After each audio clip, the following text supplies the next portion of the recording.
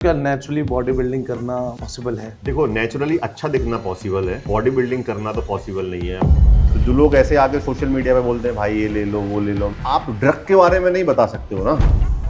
Body building के जो top 5 coaches है उनमें से एक कृष्णा सर। कैसे कृष्णा की जर्नी शुरू हुई? कृष्णा पटेल एक बहुत छोटे शहर का लड़का है, झांसी का।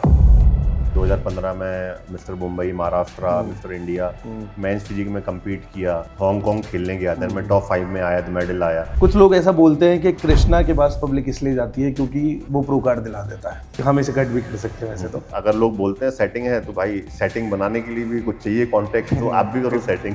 क्या डिफरेंस आपको लगा इंडियन कोचिंग स्टाइल में एंड बाहर जितने फॉरेनर कोचेज हैं? यहाँ पे इंडिया में क्या है ना, पर्सनल हो जाते हैं लोग। कोचिंग मतलब भाई उनके घर का भी सब पता होना चाहिए कोच को। नॉर्मली पीक वीक क्या एक चेंज देता बॉडी बिल्डर की लाइफ में?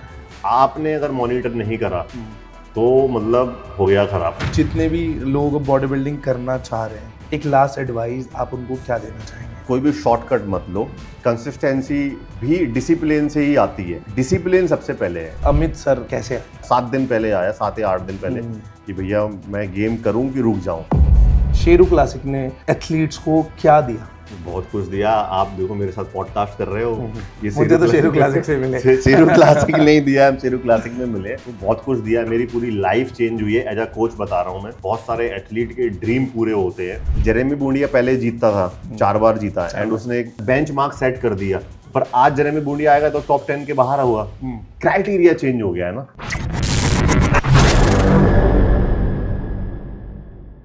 Hello and welcome back to my channel. तो आज हमारे पास एक बहुत ही तगड़ी पर्सनालिटी, बॉडी बिल्डिंग के जो टॉप 5 कोचेज है उनमें से एक Krishna sir. Welcome Krishna sir हमारे चैनल में आने के लिए। थैंक यू सो मच सबसे पहले। Thank you, my pleasure. तो आज हम बातें करने वाले हैं उन सब चीज़ों के बारे में जो एक कोच से लोग जानना चाहते हैं, एक प्रो कोच से लोग जानना चाहते हैं। तो सबसे पहले कृष्णा सर स्टार्ट करते हैं, कैसे कृष्णा की जर्नी शुरू हुई, कैसे उसने कोचिंग चूज़ की, कैसे उसने एक बॉडी बिल्डर, वो आप मेन फिजिक एथलीट थे, वो छोड़ के आपने कोचिंग जो चूज़ करी, कैसे आपकी जर्नी रही? Okay, so as a coach मैं बताता हूँ कि एज अ एथलीट बताऊँ कि दोनों बताऊँ? पहले एज अ एथलीट और उसके बाद ठीक है coach. So as a Krishna Patel एक बहुत छोटे शहर का लड़का है, झांसी का, जो यूपी एमपी के बीच में पड़ता है, बट यूपी में आता है। 2014 में मैं बॉम्बे गया, एज अ ट्रेनर मैंने वहाँ पे काम किया। देन सराउंडिंग वैसी थी कि सारे अगल बगल में एथलीट थे, तो उनको देख के लगा नहीं भाई सिर्फ ट्रेनिंग ही नहीं देना है, गेम भी करना है। क्योंकि कहीं ना कहीं जो भी एक ट्रेनर होता है वो उसको लगता है कि एक बार वो तो स्टेज पे खेले वो। फिर मैंने 2015, 16, 17 में गेम किए। 2015 में mister Mumbai, Maharashtra, mister India men's physique में कम्पीट किया। देन 2016 में मैं हांगकांग खेलने गया, देन मैं टॉप 5 में आया तो मेडल आया। देन 2017 में मैं स्पेन, बार्सिलोना खेलने गया। तो एज अ एथलीट जो मेरी जर्नी है वो 2017 तक थी, 2014 से लेके 2017 तक। फिर जब मैं कुवैत गया अहमद अस्कर के पास, वहाँ से मुझे लगा कि कैसे Ahmed Askar as a coach काम करता है।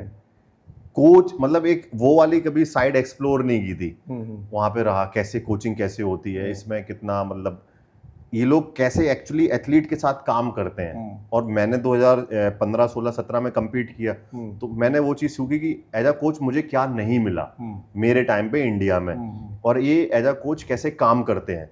वहाँ से फिर मुझे आया नहीं भाई मुझे एज अ कोच काम करना है। ठीक है। तो कुवैत में गया, वहाँ पे मुझे स्ट्राइक हुआ कि नहीं नाउ कि मुझे अभी कोच ही बनना है। तो उसके अंदर जो इंटरनेशनल कोचेज हैं वहाँ जब आप रहे तो क्या डिफरेंस आपको लगा इंडियन कोचिंग स्टाइल में एंड बाहर जितने फॉरेनर कोचेज हैं?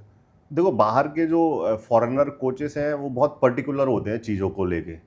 यहाँ पे इंडिया में क्या है ना कि बहुत पर्सनल हो जाते हैं लोग। कोचिंग मतलब भाई उनके घर का भी सब पता होना चाहिए कोच को। नहीं होता ना, just shut up and do your job. आपका एथलीट आपका काम करेगा, कोच आपको काम करना है। वहाँ पे मैंने सीखा है कि प्रोफेशनलिज्म कैसे होता है, कैसे कोच अपना काम करता है, कैसे एथलीट अपना काम करता है। तो इंडिया की अभी देखो, मैं अभी भी इंडिया में मैं ये नहीं बोलूँगा कि बहुत पीछे हैं, इम्प्रूव हो रहे हैं काफ़ी टाइम। मतलब एक पहले के अगर 2016-17 की कोचिंग देखोगे इंडिया में, उससे बेटर हुए हैं अभी, क्योंकि रिजल्ट हम लोगों ने डिलीवर किए हैं, हम ही लोग ठीक कर रहे हैं। तो बस वही है कि यहाँ पे एथलीट भी ऐसा नहीं है वहाँ जैसा कि एकदम बिल्कुल गेम पे फोकस हो। यहाँ पे भी सोशल मीडिया की हवा लगती है तो उसको लगता है कि भाई हम फेमस हो गए हैं बिना जीते हुए।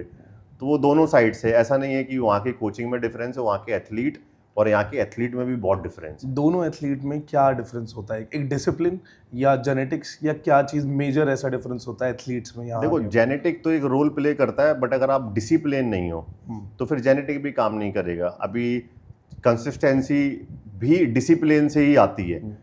डिसिप्लिन सबसे पहले है, मतलब एक बहुत सारे रूल होते हैं, थंब रूल होते हैं बॉडी बिल्डिंग के, पेशेंस होता है जिनमें डिसिप्लिन, डेडिकेशन, मोटिवेशन, सबसे पहला है डिसिप्लिन। आप डिसिप्लिन रहोगे, रिजल्ट आपको अपने आप मिलेगा। तो वहाँ के लोग जो वहाँ के एथलीट हैं यहाँ पे सील्ड लगाते हैं और अपना काम करते हैं, they just do their job, और उनको मजा आता है। उनको अगर 5 बजे कार्डियो करने जाना है तो 5 बजे कार्डियो करेंगे, उसके बाद वो अपना काम भी करते हैं 7-8 घंटे का। कोई ट्रेनर होता है, बड़े बड़े प्रोफेशनल एथलीट मैं बताऊंगा, मोहम्मद ओ फदा, बहुत फेमस एथलीट है वो अभी भी अपने पर्सनल 1-on-1 क्लाइंट को ट्रेनिंग देता है आज भी। उसके बाद जबकि स्पॉन्सर है and he can easily make 8 से 10 लाख रुपए, उसके बाद भी वो ट्रेनिंग देता है। तो वो काम की वैल्यू करते हैं अपनी। यहाँ पे क्या है कि यहाँ पे एथलीट के लिए भी नहीं बोलूंगा कि सराउंडिंग ही वैसा है यहाँ का, मतलब हाँ फर्क पड़ता है कि अगर आपकी एक बिल्कुल सराउंडिंग सराउंडिंग बहुत मैटर कर। देखो मैं ये नहीं बोलूंगा यहाँ का एथलीट और वहाँ का कोच, हम बचपन ही में ऐसे हुए भाई, बचपन से सुनते आए, हमारे चाचा ने ताऊ ने वो बोल दिया,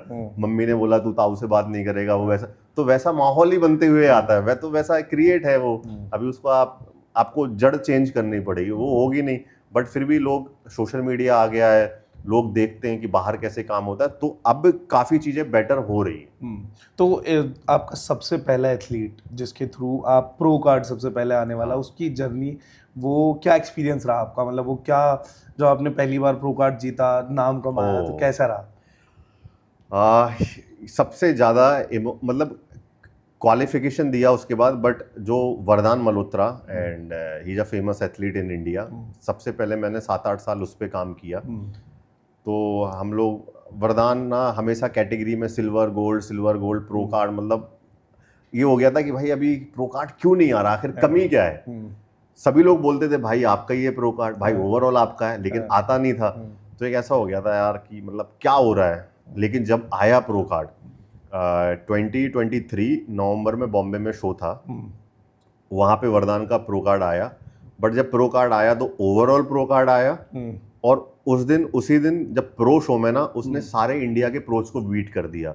राहुल हो गया, अनीक हो गया, डेल्टा दिलीप हो गया, सेम डे पे प्रो कार्ड लेके, सेम डे पे प्रो शो में ही गॉट 3rd प्लेस। पहला बैंकुअल था जिसने क्वालिफाई किया, सेकंड एक कुवैत का लड़का था, एंड 3rd वरदान था।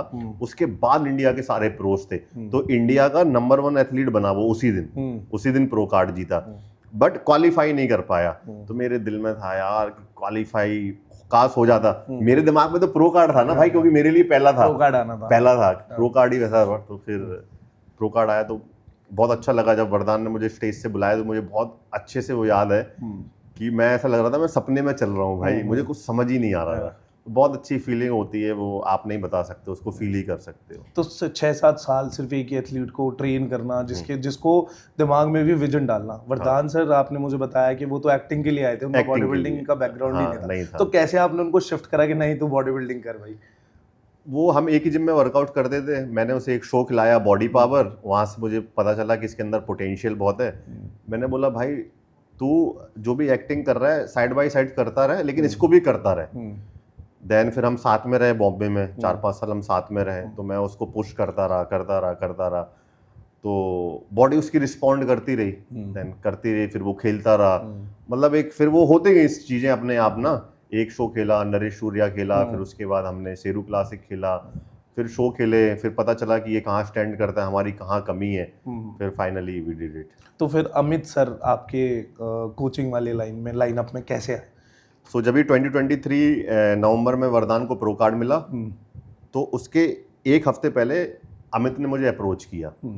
बात 1-2 महीने से चल रही थी, बट ऑन एंड ऑफ था उसका। देन फिर वो एक हफ्ते पहले आया, 7 दिन पहले आया, 7 या 8 दिन पहले, कि भैया मैं गेम करूं कि रुक जाऊं, एक बार आप मेरी बॉडी देख लो। तो मैंने उसको एक कैफे में बुलाया, मैंने बोला चल भाई एक बार बॉडी देख लेता हूँ। उसकी बॉडी देखी, मैंने बोला जब 1.5-2 महीने से तैयारी कर रहा है, एक हफ्ता बचा है तो फिर खेल ले। जो भी रिजल्ट होगा आप खेल ले भाई, अब बॉडी में पैसा लगाया है इतना। देन खेला तो ही गॉट 3rd प्लेस, वरदान गॉट प्रो कार्ड, और दोनों एक ही कैटेगरी में, मेरे दोनों स्टूडेंट। और मुझे अच्छे से याद है कि मेरे बगल में 2 लड़के बैठे थे और वो बोला उन्होंने कि ही विल बी द नेक्स्ट वरदान, क्योंकि वो 3rd आया तो मिनिमल सा डिफरेंस था।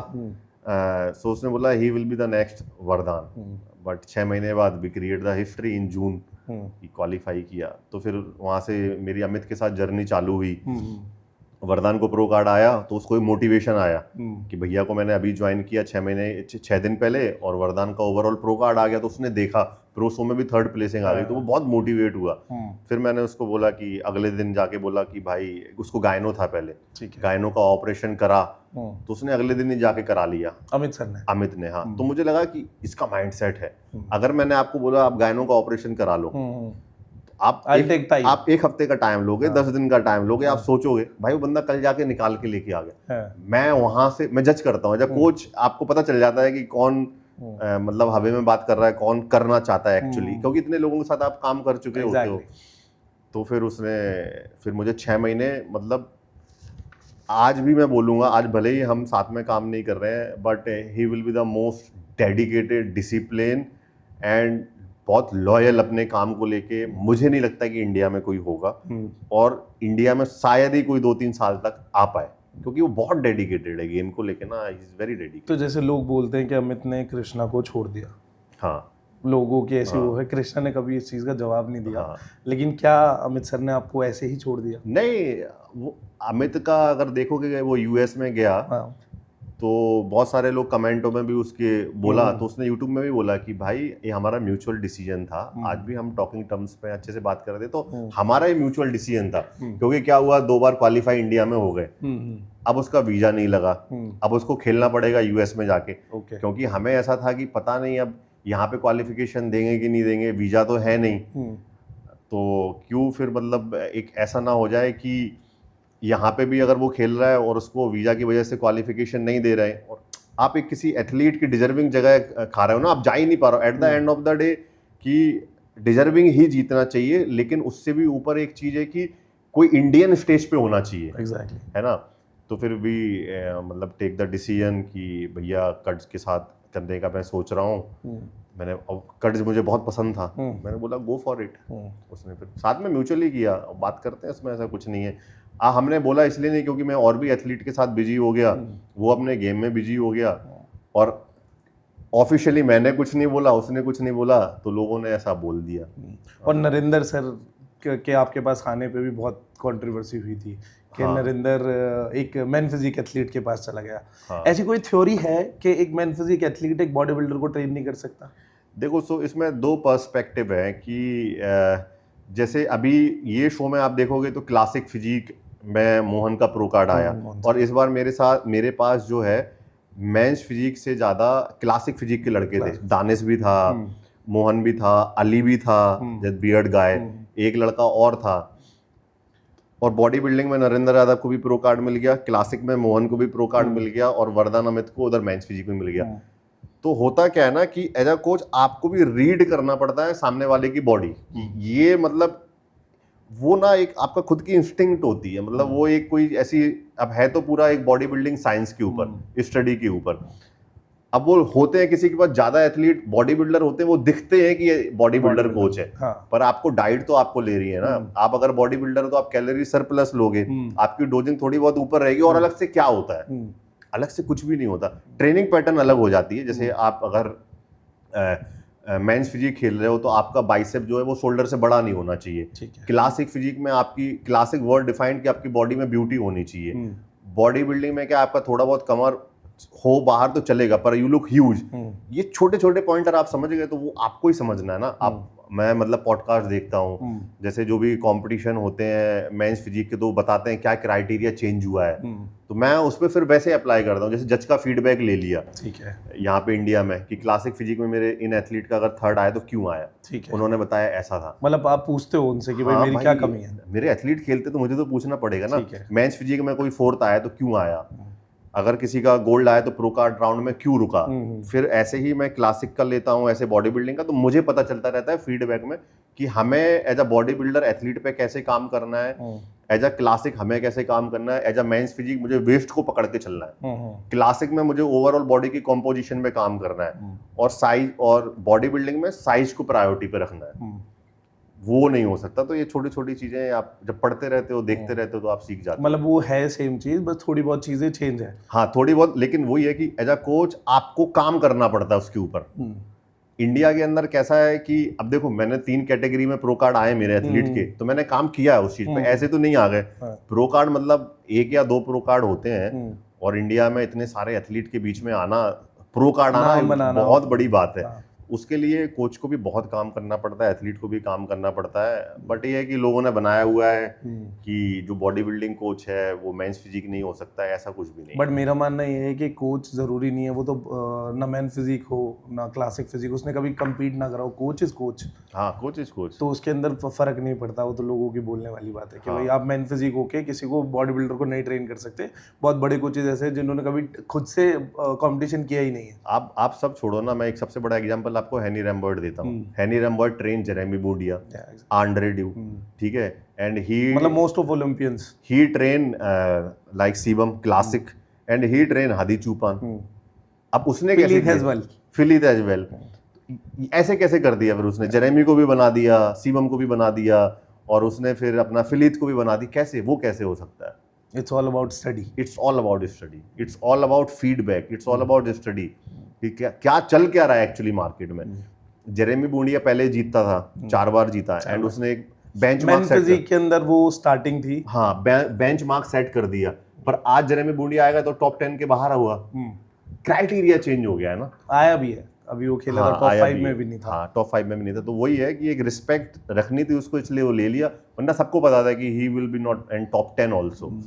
बट वही है कि आपको खुद भी अपडेट होना पड़ता है, या कोच भी आपको अपडेट होना पड़ता है। तो मतलब कुछ लोग हैं, शायद मुझे बात बोलनी चाहिए नहीं बोलनी चाहिए सर, मे बी हम इसे कट भी कर सकते हैं वैसे तो। कुछ लोग ऐसा बोलते हैं कि कृष्णा के पास पब्लिक इसलिए जाती है क्योंकि वो प्रो कार्ड दिला देता है, उसकी अपनी सेटिंग। नहीं, मैं बट ये बोलूंगा कि ये मेरे लिए ही नहीं बोलते हैं, और भी कोचेस के लिए बोलते हैं, जैसे सिद्धांत हो गया, मुर्तजा सर हो गए, हैरी संधू हो गए। हाँ, वो उनको एक टारगेट करके बोला जाता है कि ये 4 लोग हैं कि 4 लोग। लेकिन वही है ना कि लोग उसके पीछे का हार्ड वर्क नहीं देखते। अभी जैसे मेरे 10 लड़के खेलते हैं, उनमें से 10 के थोड़ी मेडल आते हैं। अगर सेटिंग होती तो मेरी उनके भी मेडल आते हैं सब। अब 10 में से 1 का प्रो कार्ड आ गया, बाकी 8 का क्या हुआ वो किसी को नहीं पता। हालांकि मेडल सबके आते हैं, किसी का गोल्ड सिल्वर, प्रो कार्ड सबके नहीं आते ना। अब खेलते भी हमारे ही लड़के हैं सबसे ज्यादा। तो अब हैरी पाजी, उनके लड़के भी कितने खेलते हैं, सिद्धांत के लड़के भी कितने खेलते हैं, मुर्तजा के भी लड़के। अब 1 प्रो कार्ड दिख रहा है, लेकिन उनको ये नहीं देख रहा है कि 10-10, 15-15 स्टूडेंट खेल रहे हैं। तो बोलने के लिए लोग बोलते हैं, बट हम बहुत मेहनत करते हैं, और हम सब ये देखते भी नहीं। पहले इम्पैक्ट पड़ता था, आज से 2-3 साल पहले जब लोग बोलते थे। अभी लोग नहीं बोलते तो ऐसा लगता है कि कुछ गलत कर रहे हैं। भाई बोलना चाहिए लोगों को, तो वो है। और अगर लोग बोलते हैं सेटिंग है, तो भाई सेटिंग बनाने के लिए भी कुछ चाहिए कॉन्टेक्ट, तो आप भी करो सेटिंग। तो कैसा लगता है भाई, जैसे इंडिया के टॉप 5 के अंदर कोच होना, वो भी बहुत कम एज में, ऐसे इतने सारे एथलीट को ट्रेन करना। 10 एथलीट आपके बिल्कुल ऐसे होते हैं जिनको आप एक साथ ट्रेनिंग कराते हो, तो आप कैसे मैनेज करते हो सब लोगों को? ये मैनेज मुझे नहीं पता मैं कैसे मैनेज करता हूँ, बस मैं मेरा काम करता हूँ। मुझे मतलब थोड़ा सा मतलब एक होता है कि उसको कब किस टाइमिंग पे क्या देना है, उसको किस टाइमिंग पे क्या देना है, और ये मेरा काम है, इसको मैं एंजॉय करता हूँ। तो 10 नहीं, मैं चाहता हूँ 15 लोग हो। मतलब मैं प्रेशर में काम करने में मुझे मजा आता है। अगर 3-4 स्टूडेंट होंगे तो मुझे मजा नहीं आएगा यार कि क्या है। 8-10 जब लोग होते हैं ना, तो मैं प्रेशर क्रिएट, और वो किक देता है मुझे। मतलब सबका एक काम करने का तरीका अलग होता है। किसी को बहुत मतलब एक फ्रीली रहे काम करने में मजा आता है, किसी को मतलब एक प्रेशर में काम करने में मजा आता है। मुझे प्रेशर में काम करने में मजा आता है। तो सबसे ज्यादा मजा कौन से एथलीट के साथ ट्रेनिंग करते हुए आता है? मतलब जो भी आपका एक्सपीरियंस रहा हो, फन वे में भी, सीरियस वे में भी। ये इसके लिए तो मुझे सोचना पड़ेगा। ये out of the box question आ गया, ये खुद भी मैंने नहीं सोचा। मतलब आपकी टीम में सबसे मोस्ट हार्ड वर्किंग गाय जो डिसिप्लिन है एकदम। ये तो डिसिप्लिन जो है, अभी जैसे अमित को मैंने आपको बताया, उससे वो तो अभी चलो अभी नहीं है, लेकिन वो सबसे ज़्यादा डिसिप्लिन में मैं उसको ही नंबर दूंगा। और भी हैं, मतलब एक अपना शशांक करके एक लड़का है, शशांक बहुत बेचारा यंग लड़का है, 23 साल का, और वो फ्यूचर है आने वाले टाइम का, तो वो अच्छा कर रहा है इस टाइम पे, वो भी बहुत डेडिकेटेड है, डिसिप्लिन है। तो मुझे अपने हर एथलीट के साथ मजा आता है, बट सबसे ज़्यादा एक मजा आता है मेरे साथ एक वेजिटेरियन एथलीट है शिवांशु मिश्रा करके, जो वेजिटेरियन में कम्पीट किया था, उसके बाद मुझे बड़ा मजा आता है, फिर मतलब उसके मजे लेता हूँ मैं, टांग खींच देता हूँ कि देख तू इतना अच्छा लग रहा है वेजिटेरियन, तो वैसा है। बाकी सबके साथ ही मजा आता है वैसे। तो वेजिटेरियन बॉडी बिल्डिंग करना पॉसिबल है? पॉसिबल है, बट एक वही है कि बॉडी की लिमिट होती है, मतलब एक ह्यूमन बॉडी की भी एक लिमिट होती है। अभी हर आदमी फिलहीत नहीं बन सकता है, अगर वो उसके बराबर कंपाउंड डाल ले या उसके बराबर खा ले, पर वो फिलहीत नहीं बन पाएगा। जेनेटिक मैटर करता है, ऐसी बॉडी की एक बॉडी का एक पोटेंशियल होता है। तो वेज में एक पोटेंशियल है कि मतलब एक आप वहां तक ही रीच कर सकते हो, लेकिन वो है कि, और आपको पता है कि आज की डेट में बहुत सारी चीजें इतनी मतलब प्योर भी नहीं है, और अगर आप पनीर के साथ खा, ऑप्शन नहीं है ना, सबसे बड़ी बात है कि आपके पास ऑप्शन नहीं है। आपको अगर प्रोटीन मिल भी रहा है, लेकिन क्वालिटी ऑफ प्रोटीन में आपको कैलोरी इतनी ज्यादा मिल रही है, अगर आप पीक वीक में हो तो आप पनीर खा के पीक वीक नहीं कर सकते हो, आप समझ रहे हो, क्योंकि आपको कैलोरी आप कितनी इंटेक कर रहे हो। तो कितना मुश्किल होता होगा ना वेजिटेरियन के साथ फिर आपको करना? हाँ, मुश्किल भी होता है, पर वही कहते हैं ना कि जो मेहनत करता है ऊपर वाला उसके साथ रहता है, उस टाइम पे बॉडी वैसे रिएक्ट नहीं करती है, तो वो हो जाता है। तो पीक वीक, जैसे कि पीक वीक है, पीक वीक कैसे माना जाता है? मतलब most of the coaches India के अंदर, चलो बड़े कोचेज नहीं, नॉर्मली पीक वीक क्या एक चेंज देता है बॉडी बिल्डर की लाइफ में? पीक वीक एक ऐसा है कि आपकी 1 साल की मेहनत को खराब कर सकता है। पीक वीक एक ऐसा है कि आपकी 1 साल की मेहनत को बहुत अच्छे से डिस्प्ले कर सकता है स्टेज पे। सो पीक वीक मतलब, पीक वीक में आपको हर मील के बाद फोटो भेजनी है। अगर आप 6 मील खा रहे हो तो आपको 6 मील के बाद फोटो भेजनी है। आप कितने डिप्लीट रख रहे हो, आपको कैसे लोडिंग करानी है, वो बॉडी को देख के ही होता है। तो वो एक, और पीक वीक जो है वो इंस्टिंक्ट पे काम होता है उस टाइम पे, मतलब नॉलेज स्टडी तो होती है, पर लेकिन वो फिजिकली देख के और इंस्टिंक्ट की नहीं यार ये काम करेगा, वो जब होता है ना तो वो रिजल्ट ब्लास्ट होता है। तो peak week it's all about monitoring. आपने अगर मॉनिटर नहीं करा तो मतलब हो गया खराब।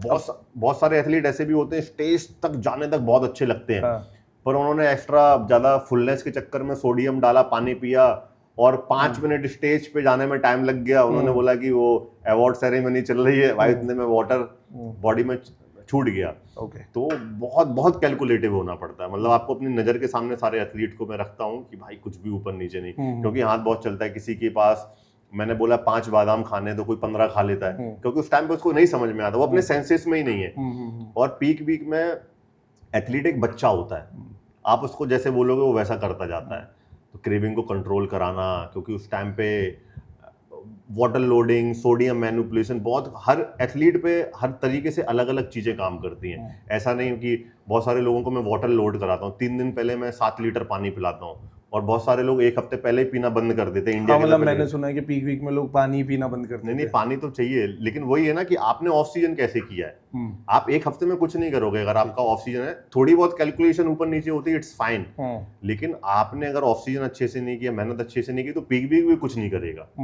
तो और पीक वीक खराब किसका होता है? जो स्ट्रेस बहुत ज्यादा लेते हैं और ओवर एक्सपेरिमेंट कर देते हैं। पीक वीक ज्यादा किसी का खराब नहीं होता, ओवर एक्सपेरिमेंट की वजह से होता है। सोशल मीडिया का प्रेशर ले लेते हैं, भाई वो अच्छा लग रहा है, भाई उसका वीडियो इतना अच्छा है, भाई उसकी कमर देखो, वो दिख रहा है, लेकिन भाई एडिटिंग करके डाली हुई है वो। आपको सोशल मीडिया से दूर रहना है पीक वीक में, आपको सबसे कट के रहना। अपने कोच को फोटो भेजो, आप अपने ऊपर फोकस करो और सबको भूल जाओ इस दुनिया में। वो पीक वीक तब पीक करता है, नहीं तो वो नहीं करता है। तो मतलब जैसे एक साथ इतने सारे एथलीट को पीक वीक कराना कि सबका ध्यान रखना, तो उसमें कभी मिसमैच नहीं होता चीजों को लेके? हो जाता है, ऐसा नहीं कि यार ह्यूमन एरर है, वी आर नॉट गॉड और we are not machine. Human error हो जाता है, पर उससे सीखता हूँ मैं, फिर अगले कंपटीशन में क्या गलती नहीं करना है उसको रेक्टिफाई कर देता हूँ। तो गलती सबसे होती है। तो जैसे कोई एथलीट है आपका, वो गेम किया, उसके बाद उसको एक्सपेक्टेशन सबको रहती है कि नहीं मैंने बहुत अच्छा किया है, तो उसके बाद अगर वो नहीं जीतता तो उसको माइंडसेट, या कैसे आप उसको समझाते हो कि नहीं भाई आगे करेंगे? माइंडसेट थोड़ा सा लो फील होता है, पर एक ही चीज कहता हूँ कि एथलीट को जब स्टेज से नीचे आता है तो मैं उसको एक ही चीज कहता हूँ, भाई ये जब तू लास्ट टाइम स्टेज पे चढ़ा था और अभी स्टेज पे चढ़ा है, तू अपनी परफॉर्मेंस से खुश है कि नहीं, तू अपने बॉडी के इंप्रूवमेंट से खुश है कि नहीं है। वो बोलता है हाँ, तो फिर मैंने बोला हम जीते ना भाई, हम हारे तब हमारी बॉडी इंप्रूव नहीं हुई। जीतना एक को ही है, लेकिन अगर आप 6 महीने बाद इंप्रूव करके नहीं आ रहे हो और आप जीत रहे हो, आप तब भी हारे हो। आप समझ रहे हो, मतलब इम्प्रूवमेंट जरूरी है, इम्प्रूवमेंट बहुत जरूरी है वो तो। और जीतने के साथ साथ ना वहां पे लाइनअप बहुत मैटर करता है कि आप कैसे लाइनअप के बीच में, कभी किस्मत अच्छी होती है, आप कम कंडीशन में आते हो, लाइनअप में कोई नहीं होता, आप जीत जाते हो। कभी कभी बहुत अच्छे कंडीशन में आते हो, लेकिन उस लाइनअप में और 4-5 लोग ऐड ऑन हो जाते हैं जो आपको पता नहीं होता है, तो आप टॉप 3 के बाहर चले जाते हो। तो लाइनअप भी मैटर करता है। तो आगे अब एक स्टेज शेरू क्लासिक, जैसे लोग, कुछ लोग एंटी है शेरू क्लासिक के, शेरू क्लासिक ने एथलीट्स को क्या दिया? बहुत कुछ दिया। आप देखो मेरे साथ पॉडकास्ट कर रहे हो, ये मुझे तो शेरू क्लासिक से मिले। शेरू क्लासिक नहीं दिया, हम शेरू क्लासिक में मिले। तो बहुत कुछ दिया, मेरी पूरी लाइफ चेंज हुई है एज अ कोच, बता रहा हूँ मैं। बहुत सारे एथलीट के ड्रीम पूरे होते हैं, ड्रीम के साथ साथ अब सोशल मीडिया आ गया है, यूटिलाइज कैसे करना है, कंटेंट बना के उसको कैसे मॉनेटरी टर्म्स में आप उसको कैसा बेनिफिट ले रहे हो, वो इंडिविजुअल टू इंडिविजुअल है। पर शेरू क्लासिक आपको एक प्लेटफॉर्म देता है, आपको एक एक्सपोजर देता है, आप उस एक्सपोजर को कैसे इनकैश करते हो वो आपके ही हाथ में है। बट बहुत सारे लोगों की लाइफ चेंज हुई है। आप नाम उठा के देख लो जिनके पास मतलब कुछ नहीं था, आज ब्रांड है, 4-4, 5-5 लाख रुपए वो कमा रहे हैं। और उससे भी ज्यादा है कि वो कहीं पे भी जाते हैं तो बोलते हैं भाई ये IB प्रो है, इसने प्रो कार्ड जीता हुआ है। तो वो है, वो ये वही लोग समझ सकते हैं जो इस जर्नी के थ्रू निकले हों। मतलब अब मैं बोलूँगा, बहुत से लोग बोलेंगे कि भाई नहीं, अभी मैं शेरू क्लासिक में मेरे लड़के जीतते हैं, प्रो कार्ड आता है इसलिए वो तारीफ कर रहे हैं। अरे नहीं भाई, आप उस स्टेज ने बहुत कुछ दिया, मेरी पूरी लाइफ चेंज कर दी, ट्रांसफॉर्म कर दी। मैं 1-on-1 ट्रेनिंग देता था 8 से 10 साल पहले। आज मेरे पास कितने सारे क्लाइंट्स हैं, मुझे अगर कहीं पे भी बैठ के काम करना है, चल भाई आज मूड नहीं है मेरा दिल्ली में, चल भाई हिमाचल जाके मैं काम करता हूँ ऑनलाइन। तो ये शेरू क्लासिक नहीं दिया है, मेरे लड़के जीते, क्लाइंटेज आया, फाइनेंशियली ठीक हुई एज अ कोच। एथलीट भी आज मतलब सोशल मीडिया को यूटिलाइज कर रहे हैं, गेम कर रहे हैं, तो कहीं ना कहीं उनको एक्सपोजर भी मिल रहा है और हर एक चीज से इम्प्रूव हो रहे हैं वो। तो बहुत कुछ दिया है मतलब, और मुझे नहीं दिया है, बहुत सारे लोगों की लाइफ चेंज हुई है। मतलब जो लोग बोलते हैं उनको ये सोचना चाहिए कि अगर शेरू क्लासिक नहीं होता, नहीं, जो लोग बोलते हैं वो खुद भी हमारे जैसा बनना चाहते हैं और वो ये करना चाहते हैं, पर प्रॉब्लम क्या है ना कि वो उनसे हुआ नहीं, अब हमसे हो गया, क्योंकि हम ऑनेस्ट रहे काम के लिए, हम कंट्रोवर्सी में नहीं पड़े, हमने किसी की बैक बिचिंग नहीं की, कभी किसी के लिए वीडियो नहीं बनाया, हमने अपना काम किया और आज भी काम कर रहे हैं। हमारे लिए तो लोग कितने वीडियो बनाते हैं, लेकिन हम किसी को जवाब नहीं देते। हाँ, मैंने देखा था, देना ही नहीं है वो। मतलब इट्स लाइक कि वही वाली बात, सील्ड लगी, आप अपना काम करते रहो, करते रहो, करते रहो, करते रहो। काम से शोर मचाना। हाँ, काम से शोर मचाना। तो अभी के जितने भी यंगस्टर्स हैं, आप 18-20 साल वाले जो नए बॉडी बिल्डिंग के अंदर आ रहे हैं, और बहुत हाइप क्रिएट करी गई है कि कुछ लोग नैटी भी अपने आप को बताते हैं, कुछ लोग इनहैंस भी हो रहे हैं, आप उनको क्या एक मैसेज दोगे सबसे पहले, अगर कोई बॉडी बिल्डिंग जर्नी शुरू करना चाहता है? देखो, सबसे पहले तो कोई भी अपनी बॉडी बिल्डिंग जर्नी चालू करना चाह रहा है, मैं सिर्फ एक चीज बोलूंगा कि आपको चाहे इनहेंस होना हो, चाहे नैटी में टॉपिक ही नहीं लाता हूँ, सबसे पहले आप अपनी बॉडी का एक जो ट्रू पोटेंशियल है ना, वो पहले नेचुरली 2-3 साल आप दो। आप अगर 18 साल के हो ना, तो 21 साल तक देखो कि आपकी बॉडी नेचुरल ग्रोथ कहाँ तक कर रही है। आप भूल जाओ कि आपको नेटी शो खेलने हैं, ICN खेलना है या शेरू क्लासिक खेलना है, आप वो भूल ही जाओ। पहले अपनी बॉडी की एक लिमिट तक लेके जाओ, 6 मील करो। आप सबसे पहले, जैसे आप बॉडी बिल्डिंग में आए, तो सबसे पहले आप अपनी ट्रेनिंग पे और डाइट पे काम करो।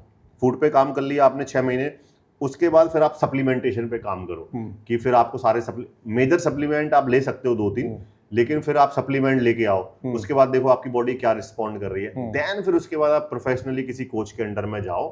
वो आपको सजेस्ट करेगा कि आप, अभी इतने सारे प्लेटफॉर्म है, ICN हो गया या इनहेंस के लिए शेरू क्लासिक हो गया, फिर उसके बाद आप डिसाइड करो अपने कोच के साथ कि आपको नेचुरली स्टिक रहना है कि आपको फिर इनहेंस जाके आपको ये खेलना है।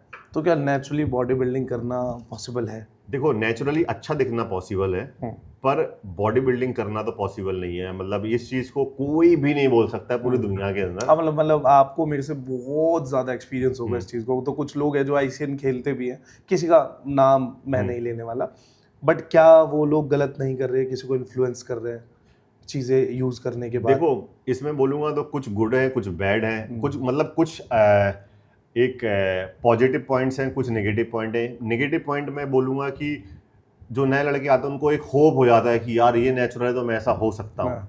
जबकि 100 लोगों में से 1-2 नेचुरल वैसे होते हैं, हाँ। लेकिन वो लकीली उनका जेनेटिक वैसा होता है, लेकिन वो 1-2 ही होते हैं। तो वो बाकी के मतलब एक जो नया लड़का है, अरे भाई इसकी तो नेचुरल, इसकी वो एकदम लगाया 1-2 साल लगा दी, वो बन ही नहीं पाया, वो डिमोटिवेट हो गया। ठीक है। दूसरा बेनिफिट ये है, इसका पॉजिटिव ये है कि उनको देख के एटलीस्ट आदमी 3 साल तक तो नेचुरली कर रहा है ना यार। हाँ, एग्जैक्टली। आप समझ रहे हो, कोई भी नया लड़का आया, बोला वो नेटी है, तो वो होगा, वो बोलेगा चल भाई मैं 2 साल तक ट्राई करता हूँ। उस चक्कर में जो वो पहले महीने से ही साइकिल लेने के उसमें रहता था कि मुझे साइकिल लेनी है, वो नेटी को देख के 2-3 साल तक अपने रिसेप्टर को बचा के ले गया। भले ही वो डिमोटिवेट हो कैसे हो, लेकिन डिमोटिवेट से ज्यादा, फेक से ज्यादा मुझे ऐसा लगता है कि सबसे पहली चीज है वो है हेल्थ।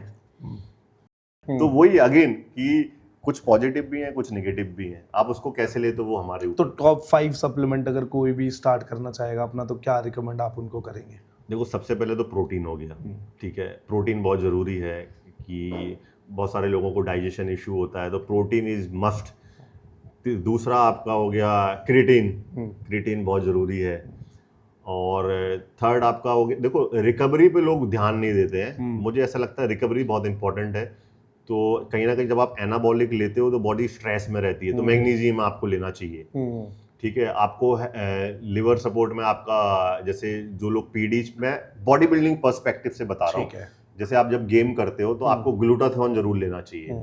आप अगर वैसे ले रहे हो तो टुडका ले लो, मिल्थिसा ले लो, लीवर को आप छोड़ो मत। सो आपका टुडका ग्लूटाथियोन लीवर के लिए हो गया, आपका वैसे क्रिएटिन हो गया, और मैग्नीशियम हो गया, और प्रोटीन हो गया। तो these are the 4-5 major thing जो आपको अवॉइड नहीं करनी चाहिए। तो एक एथलीट जिसको अगर ऑन साइकिल गाइनो हो, तो वो उसको कैसे मैनेज कर सकता है? देखो, अगर ऑन स्टेज ऑन साइकिल अगर वो कर रहा है और उसको, देखो अगर ग्लैंड बन गया तो बहुत मुश्किल होता है वो रिवर्स हो जाए। ठीक है, वो विजिबल नहीं होगा अगर आप ज्यादा एंटी एस्ट्रोजन ब्लॉकर डाल दोगे।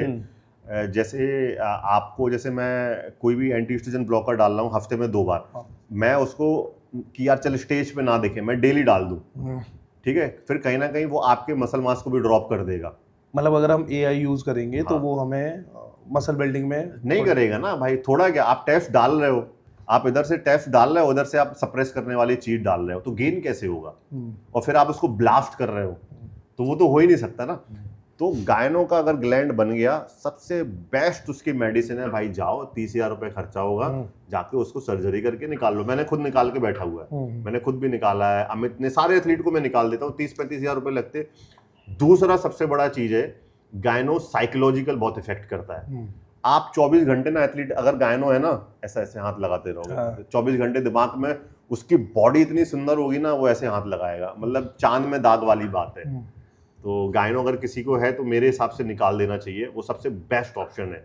क्योंकि जब आप गेनिंग करने जाओगे, ऑफ सीजन लोगे, फिर से आपको वही आर्माडेक्स, वही सारा एंटी एस्ट्रोजन ब्लॉकर लेने पड़ेंगे, फिर आपके गेन पे इम्पैक्ट करेगा वो। ओके, तो मतलब अगर आपको गेन प्रॉपर तरीके से करना है तो आपको उससे बचना पड़ेगा। ओके। तो सर कैसे आपने चेंजेस, मतलब अभी की इंडस्ट्री और 2016-17 के बाद क्या आपने चेंजेस देखे इंडस्ट्री के अंदर? बहुत अच्छे चेंजेस हैं। मतलब पहले आप देखोगे, मतलब मैं अच्छे चेंजेस ही बताता हूँ, क्योंकि अभी क्या है ना कि जब से एक सोशल मीडिया आ गया है ना, तो लोग थोड़ा देखने लगे हैं, अवेयर हो गए हैं, पढ़ने लगे हैं, तो पॉजिटिव चेंज ही हुए हैं। पहले के ओल्ड स्कूल जो बॉडी बिल्डिंग चलती थी, मैं इंडिया की बात बता रहा हूँ पर्टिकुलर, कि भाई हमारे उस्ताद ने बोला ये लगा लो लेवल निकाल के, ठीक है भाई, लगा लिया भाई, क्या है उसके अंदर पता ही नहीं, भाई कितने की वाइल है पता नहीं, सब चल रहा है। आज लोगों ने क्वेश्चन करना चालू कर दिया है, और जब क्वेश्चन लोग करना चालू करते हैं तो इसका मतलब they are in a right track, वो सही ट्रैक पे हैं। तो बॉडी बिल्डिंग काफ़ी चेंज हुई है। ग्राफ थोड़ा सा कम हुआ है क्योंकि बहुत सारे स्टेज और भी आ गए हैं, तो जो एकदम हार्डकोर बॉडी बिल्डिंग का ग्राफ है वो कम हुआ है। बट अगर आप उसके वैसे देखोगे तो वैसे नॉलेज अपग्रेड हुई है, लोगों ने पढ़ना चालू किया है, लोग सेल्फ अवेयर हो गए हैं कि किसी के बोलने से किसी नहीं लेना है, क्योंकि एक ओपन प्लेटफॉर्म है, आपने कुछ बोला तो लोग चेक करेंगे, ठीक है कि ये है कि नहीं है। लेकिन एज अ कोच आपको ट्रस्ट, एथलीट को एज अ कोच पे ट्रस्ट आज भी करना पड़ेगा, बिना कोच के कुछ नहीं होगा। बस ये है कि अब वो नहीं है कि कोई भी एक पुड़िया बना के बेच देगा, अब वो वाला सिस्टम खत्म हो गया है। तो ये अच्छे वे में ये चेंज हुआ है। एक इंडियन फिटनेस कम्युनिटी के तो अंदर। कैसे एक अच्छा कोच देखने के लिए, एक एथलीट के लिए क्या कुछ मेजर चीज़ें होनी चाहिए जो उसको पता होनी चाहिए, मतलब बिफोर चूजिंग अ कोच? एक एथलीट को क्या एक देखना चाहिए? एथलीट को क्या देखना चाहिए? सबसे बड़ी चीज, पहला चीज ये देखना चाहिए उसने किन एथलीट पे काम किया है। पहली चीज, क्योंकि आप किसी के पास भी किसी भी चीज का आप बेस उठा के देख लो, आप किसी के पास क्यों जाते हो, पहले आप वही देखते हो ना कि इसने क्या रिजल्ट डिलीवर किया है। पहली चीज तो वही पहली हो चीज गई, वही थी। ठीक है। हाँ। दूसरी चीज हो गई कि भाई वो आपको कम्युनिकेट करेगा अच्छे तरीके से, आपको टाइम देगा कि नहीं देगा। ये सबसे बड़ी प्रॉब्लम है इंडिया के अंदर कि कोच पैसा ले लेते हैं पर टाइम नहीं देते। पर बहुत सारे एथलीट ऐसे भी होते हैं, पैसा दे दिया, उनको लगता है कोच को हमने खरीद लिया। तो दोनों साइड से होता है। तो अगर कोच आपको टाइम टू टाइम आपका वीकली चेक इन ले रहा है, आपको अपडेट कर रहा है कोच की, नहीं भाई कि मतलब मेरा ये मानना है कि अगर आप कोच भी हो लेकिन साथ में आपका वो बिजनेस भी है, कोच आप कोई खैरात में नहीं कर रहे हो, अगर वो आपका बिजनेस है तो आपको भी अपनी साइड से एफर्ट डालना पड़ेगा। एथलीट को वीकली चेक इन भेजना पड़ेगा, 10 दिन कॉल नहीं आए तो फीडबैक कॉल लेना पड़ेगा, क्योंकि कोचिंग के साथ साथ आप पैसा भी बना रहे हो, तो आपको वो काम भी करना पड़ेगा। अब होता क्या है ना कि कोच को क्या लगता है कि भाई उसको ही अपनी नहीं पड़ी तो मुझे क्यों अगर पड़ी, एथलीट ने मैसेज नहीं किया तो मैं ही क्यों करूं भाई, उसको ही नहीं। तो ये भी बात ठीक है, क्योंकि उससे पता चलता है कि वो कितना एथलीट का माइंडसेट, उसका खुद को लेके कितना डिसिप्लिन है, या उसको भी चाहिए उसका गोल अचीव करना है कि नहीं करना है, कि मैं ही जबरदस्ती पीछे पड़ा हूं। तो मैं क्या करता हूं कि मैं सबको मेरे वीकली चेक इन जाते हैं, 8-10 दिन किसी से बात नहीं हुई, मैं सामने से कॉल करता हूं, 2-3 बार ऐसा करता हूं, फिर मुझे समझ में आता है कि नहीं भाई इसको नहीं करना, फिर मैं उसको छोड़ देता हूं। तो वो एक बॉन्ड होना बहुत जरूरी है, कोच और स्टूडेंट के बीच में ना बॉन्ड होना बहुत जरूरी है। तो सोशल मीडिया ने जितने अब नए लोग बच्चे आ गए हैं उन लोगों को काफ़ी इन्फ्लुएंस कर दिया है बॉडी बिल्डिंग को लेके। कुछ लोग अपनी साइकिल भी रिवील करते हैं कि I am using this, I am using that. तो क्या वो गलत भी है, सही है? नहीं, बिल्कुल गलत है, सही तो है ही नहीं ना। आप देख लो बॉडी बिल्डिंग कितने सालों से चली आ रही है, कभी किसी एक प्रोफेशनल बॉडी बिल्डर, अच्छे बॉडी बिल्डर ने, अच्छे कोच ने, मैं इंडिया की बात नहीं कर रहा हूँ, पूरी दुनिया में किसी ने आके कभी वीडियो बनाया कि मैंने फिलीत को ये दिया है? नहीं। जे कटलर को ये दिया है? रॉनी कॉलमैन ने कभी बोला मैंने ये लिया है? नहीं। ठीक, कभी मतलब ऐसे दोस्तों में सर्कल में बता दिया होगा, लेकिन कभी ऐसे प्लेटफॉर्म पे नहीं बताया, क्योंकि उनको पता है कि अगर मैं बोल रहा हूँ इससे अगर 2 लोगों की भी हेल्थ खराब हो गई तो बहुत बड़ा इम्पैक्ट पड़ेगा। किसी को नहीं बताना चाहिए, क्योंकि आफ्टर ऑल है तो वो केमिकल है ना, वो कोई जड़ी बूटी तो है नहीं, ये तो फैक्ट है। अब हम लोग भी इतना काम करते हैं भाई, blood test time to time लेते हैं कि भाई कोई इनको हार्म ना हो जाए, कोई प्रॉब्लम तो नहीं है, तो मॉनिटर करना पड़ता है। तो जो लोग ऐसे आके सोशल मीडिया पे बोलते हैं भाई ये ले लो, वो ले लो, मैंने ये लिया वो लिया है, तो बहुत ही गलत चीज़ है, ऐसा नहीं करना चाहिए। सोशल रिस्पॉन्सिबिलिटी हर आदमी को अपनी निभानी चाहिए। हम भी चाहें तो कंटेंट व्यू के चक्कर में हम यही कुछ भी बता सकते हैं कि चल भाई, लोगों ने बोला भी है मुझे कि यार आप तो बोल सकते हो भैया, आप इसके ऊपर बोलो, आप वो चीज के ऊपर बोलो भैया, व्यू आएंगे, आप कोच हो वो दो, पर आप ड्रग के बारे में नहीं बता सकते हो ना। कहीं ना कहीं वो इम्पैक्ट करेगा कि लड़का लेने की सोचे, लेने, अब उनको क्या लगेगा कि भाई यार मेरी फीस बच जाएगी, यार सर ने बताया ये है, वो ले लो। लेकिन उनको ये नहीं पता भाई जिनको मैं बता रहा हूँ तो कितनी बार वो स्टेज पे जा चुके हैं, कितना एक्सपीरियंस हो चुका है, कितनी उनकी बॉडी यूज टू हो चुकी है, तब वो उतने एमजी में पहुंचे हैं। अब मैंने सपोज करो रिवील कर दी वीकली में इतना डोजिंग है, तो नया लड़का तो आएगा पहले हफ्ते में उतनी ले लेगा, उसकी बॉडी नहीं झेल पाई फिर। तो सोशल मीडिया पे खुला नहीं बोलना चाहिए, कभी किसी को नहीं बोलना चाहिए, पर्सनली मेरा ये मानना है। अवेयर करो कि भाई लेना है नहीं लेना है, अच्छे कोच के साथ, आप किसी प्रोफेशनल कोच के साथ लो, या थोड़ा आप बॉडी को 2-3 साल तक आप रगड़ो, आप वो अवेयर करो, ना कि आप ये अवेयर करो भाई ये मेरी साइकिल है, ये क्या है। पर अब तो लोग मेहनत नहीं करना चाहते ना सर। पहले तो लोग बहुत पहले अपने ट्रेनिंग को, अपने फूड को, उसको प्रायोरिटी देते थे, लेकिन अभी के टाइम पे लोग शॉर्टकट ढूंढते हैं। उनके लिए क्या कहेंगे आप? नहीं, जो शॉर्टकट ढूंढते हैं तो ये इसलिए भी है क्योंकि सोशल मीडिया आ गया है। अभी जैसे आप हो, आप आज से 10 साल पहले बॉडी बिल्डिंग कर रहे होते, तो आपको था कि नहीं भाई मुझे स्टेज पे मेडल चाहिए, है ना। उसके बाद क्या होगा, आपका वो गेम ही आपका पैशन है, आपको गेम से प्यार है, ठीक है।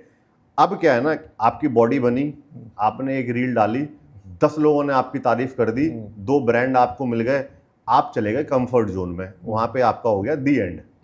आप समझ रहे हो। तो बस वही है कि लोग जो बॉडी बिल्डर बड़े बड़े कंपटीशन जीते हुए हैं, बड़े बड़े टाइटल जीते हुए हैं, उनको भी वो एक्सपोजर और पैसा नहीं मिला। आज के टाइम में लोगों ने एक साल साइकिल डाली, प्लेटफॉर्म को सही तरीके से यूज कर लिया, तो वो हाइप मिल गई है। तो वहां पे उनका गेम को लेके जो प्यार है वो कम हो गया है, क्योंकि उनको एक्सपोजर ही उतना मिल गया है। तो एक सोशल मीडिया सबसे बड़ा डिस्ट्रैक्शन हुआ है लोगों को लेके। तो लोगों को बीइंग अ बॉडी बिल्डर, एक अच्छा बॉडी बिल्डर है ना, तो क्या वो पूरे साल माल यूज करता है? नहीं, ऐसा तो बिल्कुल नहीं है। मतलब बहुत सारे फेजेस होते हैं, रिबाउंड फेज होता है, गेम हो गया, फिर रिबाउंड फेज है, फिर उसके बाद लगता है कि अभी नहीं खेलना है 6-7 महीने, फिर वो टीआरटी पे चला जाता है। फिर बहुत से ऐसे लोग होते हैं 1-2 महीने भाई मुझे मेडिसिन नहीं लेनी है। लेकिन जो प्रोफेशनल बॉडी बिल्डर है वो कभी कंप्लीटली ऑफ नहीं जाते हैं। I am talking about the professional जो अच्छे लेवल पे वो टीआरटी पे रहते हैं, क्योंकि नेचुरल टेस्टोस्टेरोन है वो उनका शट हो ही जाता है, और टीआरटी में थोड़ा सा एक मूड एलिवेट करता है उनका, और मसल को भी मेंटेनेंस फेज में रखता है। तो टीआरटी पे रहते हैं पर परमानेंट सट नहीं करते, लेकिन उस तरीके से साल भर ब्लास्ट भी नहीं करते हैं। जो लोग बोलते हैं ना कि भाई 12 महीने की प्रेप में ये केमिकल लिए, पर वो राउंड द ईयर थोड़ी लेंगे। रिसेप्टर की भी एक लिमिट है, काम ही नहीं करेंगे तो आपका ऑक्सीजन आप पे वर्क ही नहीं करेगा। तो फेजेज होते हैं, आपने प्रेप की, रिबाउंड फेज किया, फिर टीआरटी करी, फिर आपने फिर ऑफ सीजन किया, फिर आप देखो कि आपको मिनी कट करना है या 1 साल बाद कौन सा गेम आप प्लान कर रहे हो, उसके हिसाब से सब कुछ होता है। पर मैंने देखे हैं 20-25 साल के लड़के हैं जो आजकल टीआरटी पे यूज कर रहे हैं, देख के सोशल मीडिया। टीआरटी तो अभी एक वर्ड बन गया। टीआरटी सुनने में अच्छा लगता है, टेस्टोस्टेरोन रिप्लेसमेंट थेरेपी, ठीक है। मैं अरे भाई, आप टीआरटी बेसिकली यूएस में कई 40-50-60 साल से एक ट्रीटमेंट है। टीआरटी या ट्रीटमेंट, लेकिन लोग यहाँ उसको अपनी परफॉर्मेंस इनहेंस करने के लिए यूज कर रहे हैं। वो तो क्या है कि आपका 35 की एज के बाद, 40 की एज के बाद आपका नेचुरल टीआरटी डिप कर गया, उसके बाद वो थेरेपी यूज हुई थी कि मतलब आपको तब लेना है। लेकिन वही है, अगेन अब्यूज कर रहा है। क्या एक ऑफ सीजन एक बॉडी बिल्डर की लाइफ में या उसके गेम में क्या महत्व, मतलब कितना इंपॉर्टेंट होता है उसका एक ऑफ सीजन? ऑफ सीजन कितना इंपॉर्टेंट नहीं होता, मुझे ऐसा लगता है कि ऑफ सीजन ही इंपॉर्टेंट होता है। जब आप घर बना रहे होते हो ना, आप पिलर क्यों मजबूत करते हो? जिससे घर गिरे ना, जिससे आप पहली मंजिल बना लो, या दूसरी मंजिल बना लो, या तीसरी मंजिल बना लो। आप घर के पिलर को स्ट्रांग बनाते हो ना। Off season is a pillar. Okay. आप अगर ऑफ सीजन में अच्छे से ट्रेनिंग नहीं करोगे, अच्छे से आप डाइट वर्कआउट प्रॉपर आप न्यूट्रिशन पे फोकस नहीं करोगे, आप प्रेप में आने तक आपकी बॉडी कोलैप्स कर जाएगी, आपका मसल मास कोलैप्स कर जाएगा। ऑफ सीजन अगर आपने 6 महीने कर लिया ना, तो फिर आपका ऑफ सीजन ही है, फिर आपकी प्रेप आप फिर एंजॉय करोगे। नहीं तो आप स्ट्रेस में रहोगे, यार मैं कैसा दिखूंगा कि नहीं, यार मैं खास, यार मैं ऑफ सीजन अच्छे से कर लेता, मैं प्रेप में उतना स्ट्रेस ले रहा हूँ। फिर तो आपको क्या किया, आपने वो डाइट रखी, आप उसमें कैलोरी कम करते चले गए और आप स्टेज पे चले गए। It's like that.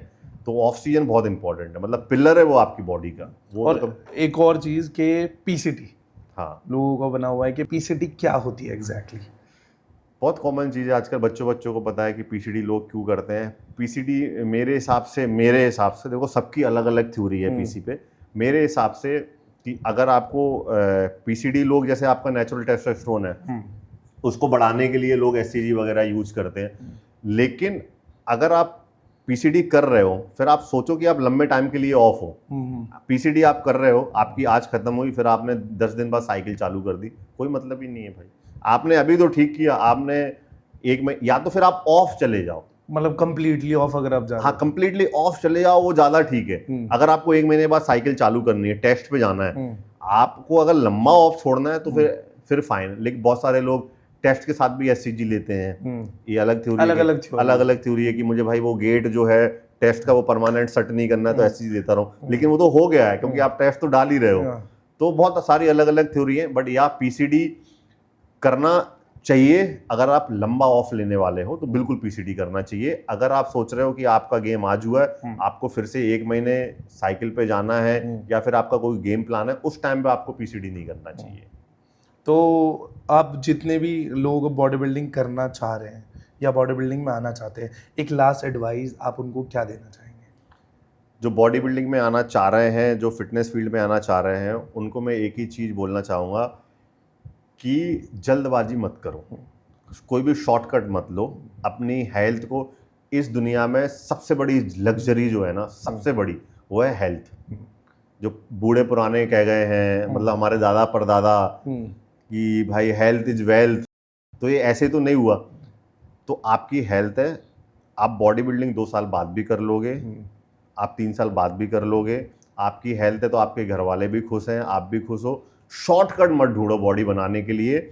बॉडी को पहले आप नेचुरल तरीके से आप अपने परफॉर्म को स्ट्रॉन्ग करो, अपने बॉडी को बनने दो।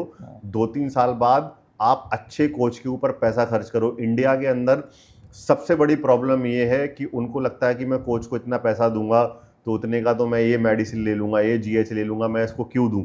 लेकिन इससे ये एक लाइन है, मैंने किसी कोच की पढ़ी थी कि अगर मैं बोलूँ कि 15,000 का सामान लेना है, हाँ। तो उसके पास वो 15,000 है। लेकिन अगर मैं बोलूँ कि 15,000 मेरी फीस है, हाँ। तो उसके पास उसकी मजबूरियां शुरू हो जाती हाँ, हैं। मजबूरी है। ये है, ये इंडिया में मेंटेलिटी है, ये है। मतलब ये वैसा नहीं है, ये मतलब एक इनबिल्ड है उनके अंदर कि आप बोलोगे ना और फिर बोलो कि सर मैं आपका नाम रोशन करना है, आप बोलोगे मैं महंगे से महंगा जीएच कर लूंगा, नेक्स्ट टाइम फिर फीस कब दे रहे हो इंस्टॉलमेंट, सर थोड़ा सा प्रॉब्लम चल रहा है, तो वो लोग कहीं पहुंचते भी नहीं है ना।